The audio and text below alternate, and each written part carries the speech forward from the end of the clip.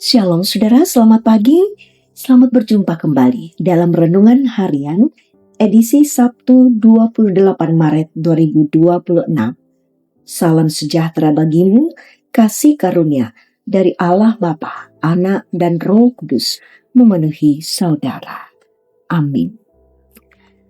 Puji syukur kepada Tuhan atas anugerah dan kasih-Nya, sehingga kita boleh bangun dari tidur kita, menikmati pagi ini dengan kekuatan yang baru. Kita siapkan hati dan pikiran kita untuk bersekutu dengan Tuhan melalui renungan pagi. Saudara, pagi ini kita akan membaca firman Tuhan dan merenungkannya dari Markus pasal 10 ayat 32 sampai ayat 34. Dalam kerendahan hati, kita datang berserah kepada Tuhan melalui doa. Mari kita berdoa. Tuhan, kami hendak membaca dan merenungkan firman-Mu. Kami memohon Roh Kuduslah yang akan menolong dan menuntun kami. Roh Kudus ada di dalam hati kami. Roh Kudus ada dalam pikiran kami. Roh Kudus memberkati semua panca indera kami, sehingga kami sungguh-sungguh hanya tertuju kepada kebenaran firman. Dan hati kami yang dikuasai oleh Roh Kudus akan dikuasai oleh hikmat, sehingga kami boleh memahami firman-Mu dan kami sungguh-sungguh menikmati, bahkan kami memperoleh kekuatan untuk melakukannya dalam kehidupan kami. Tuhan, ampuni dosa kami, berbicaralah, kami siap mendengar. Amin. Markus pasal 10 ayat 32 sampai ayat 34. Pemberitahuan ketiga tentang penderitaan Yesus. Yesus dan murid-muridnya sedang dalam perjalanan ke Yerusalem dan Yesus berjalan di depan. Murid-murid tercengang dan orang-orang yang mengikuti Dia merasa takut. Sekali lagi Yesus memanggil ke-12 muridnya, lalu mengatakan kepada mereka apa yang akan terjadi atas dirinya. Sekarang kita pergi ke Yerusalem, dan Anak Manusia akan diserahkan kepada imam-imam kepala dan ahli-ahli Taurat, dan mereka akan menjatuhi hukuman mati kepadanya. Mereka akan menyerahkan Dia kepada bangsa-bangsa lain yang akan mengolok-olok, meludahi, mencambuk, dan membunuh Dia. Tetapi sesudah 3 hari, Ia akan bangkit. Amin firman Tuhan. Jangan takut, Dia jaminan kita. Itulah tema kita saat ini. Saudara, Yesus berjalan di depan murid-muridnya menuju Yerusalem. Bukan dalam rangka dihormati atau dimuliakan, namun justru untuk menghadapi salib. Ia tahu akan disiksa, dihina, bahkan dibunuh. Tetapi Yesus tetap melangkah demi kasih-Nya kepada manusia yang berdosa. Murid-murid Yesus bersama dengan orang lain yang mengikutinya dalam perjalanan ke Yerusalem dihantui oleh rasa takut. Walaupun Yesus sudah berkali-kali menjelaskan kepada mereka bahwa perjalanannya ke Yerusalem adalah perjalanan yang mengerikan. Karena perjalanan itu adalah perjalanan menuju penderitaan, bahkan kematian. Namun Dia juga terus meyakinkan mereka bahwa peristiwa itu memang harus terjadi. Bahwa di Yerusalem Dia akan ditangkap, disiksa, dan dibunuh. Tetapi hari ketiga Ia akan bangkit. Hal itu disampaikan dengan maksud agar para murid tidak perlu takut menghadapi penderitaan itu. Yesus selalu berada di depan mereka agar para murid memiliki semangat dan keyakinan bahwa bersama Yesus tidak perlu takut, karena Dialah yang akan menjadi jaminan kita.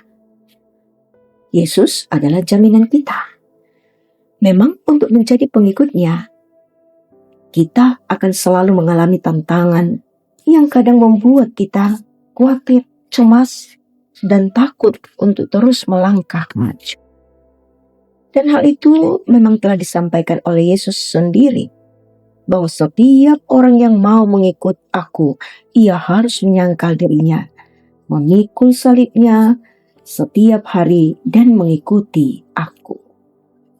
Saudara, salib telah menjadi simbol kekuatan dan kemenangan bagi setiap orang percaya. Di atas salibnya, Dia telah mati untuk melucuti segala dosa dan kuasanya.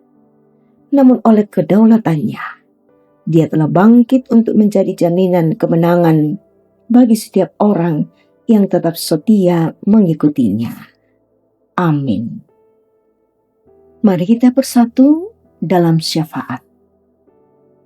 Ya Tuhan yang penuh kasih, kami datang kepadamu membawa syukur kami kepadamu. Sungguh Engkau luar biasa ya Bapa, menjamin kehidupan kami, sehingga sesungguhnya kami tidak perlu takut dengan segala sesuatu hal yang ada dalam dunia ini, karena kami bersama-sama dengan Engkau. Karena itu Tuhan, kami mau berdoa untuk gereja-Mu, persekutuan orang-orang percaya. Kami mengaminkan kuasa dan kasih-Mu Tuhan. Karena itu, pakailah kami semua untuk terus menyaksikan iman kepada siapapun yang boleh kami jumpai. Dan bahkan persekutuan orang-orang percaya ini semakin teguh untuk menjadi saksi yang luar biasa.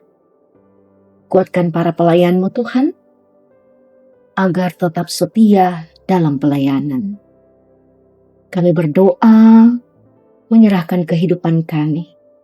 Berdoa bagi keluarga masing-masing. Kiranya damai sejahtera-Mu memenuhi setiap rumah tangga, memberikan kasih, pengetahuan, dan kesatuan. Ya Tuhan, tak berkeputusan kami menyerahkan pengharapan kami bagi yang sedang berada dalam kondisi sakit, lemah, dan juga berbeban berat. Tuhan, Engkau jamah, Engkau pulihkan mereka. Sebab kami tahu bahwa Engkau adalah tabib yang agung, jauh lebih besar daripada sakit, penyakit, bahkan segala pergumulan dan kelemahan kami. Berikan penghiburan bagi yang berduka dan kekuatan bagi yang putus asa. Kami berdoa untuk pekerjaan, studi, dan aktivitas kami hari ini. Sertai setiap langkah kami, supaya apa yang kami lakukan boleh memuliakan nama-Mu. Kami menyerahkan untuk semua program ya Tuhan, yang telah kami sepakati bersama.